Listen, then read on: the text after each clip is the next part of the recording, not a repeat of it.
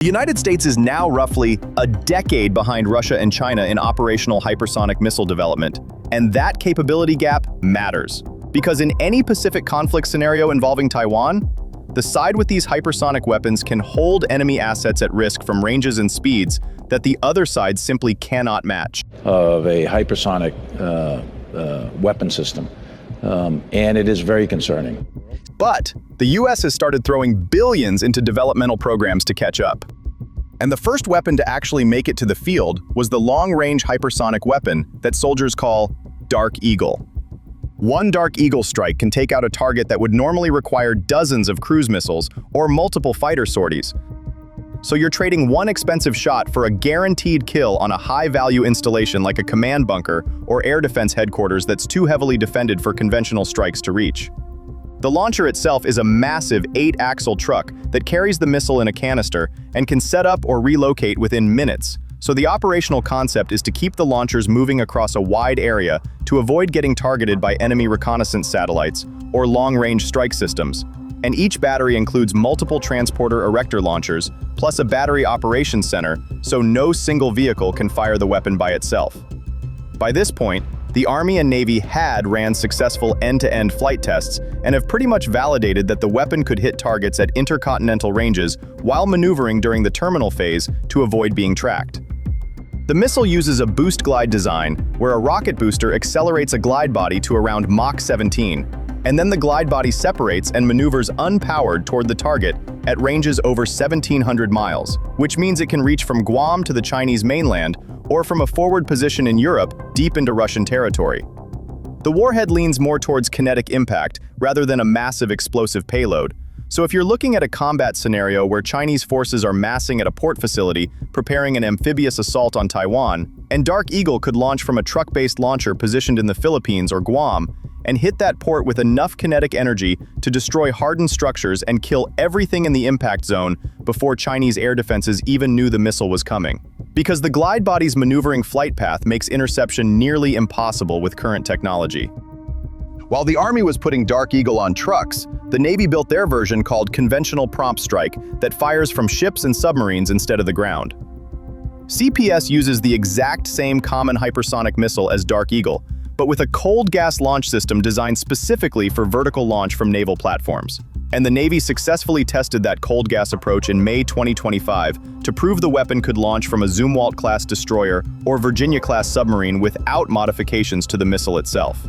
So if you're looking at a combat scenario where a Chinese carrier battle group is operating in the South China Sea beyond the range of land-based anti-ship missiles, a Zumwalt operating from Guam or the Philippines could launch CPS rounds that would reach the carrier group at ranges over 1,700 miles and impact at speeds above Mach 5 before Chinese escorts could react. And because the glide body maneuvers during its approach, it can avoid the terminal defense systems that normally protect carriers from ballistic threats. So this weapon's main job is to leverage its high-velocity kinetic impact to kill critical systems like radar arrays or flight deck elevators or command facilities that make the carrier unable to conduct flight operations. And one successful hit means that carrier is heading back to port for repairs instead of launching more strikes. So now, the Air Force took a completely different approach with the AGM-183 Arrow that can be launched from bombers instead of just forces on the ground or ships. The 183A can deploy at high altitude, where the speed of it can accelerate up to Mach 8 before separating from the booster, and then it glides toward the target with an effective range around 1,000 miles. The whole concept is to give bombers a standoff distance to penetrate advanced air defenses without putting the aircraft at risk. So far, there were only a few tests conducted, but the results so far has gained the US military some confidence in operating in a realistic combat environment, where it could be used to fight against Chinese or Russian targets in the Pacific. So if we look at this, in a combat scenario where Chinese air defense systems are protecting a key installation in the interior of the country, the US can fly a B-52 from Guam or Alaska and launch an Arrow from outside Chinese airspace. And they're gonna have to put a bet that the hypersonic glide vehicle would maneuver through Chinese defenses at speeds so fast that there is no way for it to ever be intercepted and kill whatever target they were planning to attack. So the key difference here is really about the range. No matter how fast these missiles can potentially be, if you can launch it closer to the target, it is still better. However, while the Arrow was just booster-glided weapon, the Air Force also wanted a hypersonic cruise missile that uses an air-breathing scramjet engine instead of a rocket booster. And that weapon became the Hypersonic Attack Cruise Missile that Raytheon is currently building. The whole design was to launch the missile from a single-seat or two-seat fighter aircraft, like the F-15E and the F/A-18 Super Hornet, which means the weapon has to be small enough while still delivering hypersonic performance at ranges around 1,000 nautical miles. So how it works is that the scramjet engine burns fuel at a supersonic speed to sustain hypersonic flight throughout the entire mission. And that's completely different from boost glide systems that only use a rocket. So HACM can maneuver very aggressively during the entire flight and maintain speed while changing course to avoid defenses. So picture this. In a combat scenario where Chinese surface action groups are operating in the Philippine Sea and American fighters need to engage them without getting into range of Chinese air defense systems, and fighter jet could launch HACM from roughly 1,000 miles away, and the missile would then accelerate to hypersonic speed and stay at that speed all the way to the target. So the whole idea is about flying fast. Fly so fast that it can't be intercepted, and that gives fighter pilots a weapon that lets them hold high-value, time-sensitive targets at risk without needing bomber support. So instead of sending B-52s deep into contested airspace, agile 5th-gen fighters can launch from carriers or forward bases to execute hypersonic strikes with minimal modifications to the aircraft.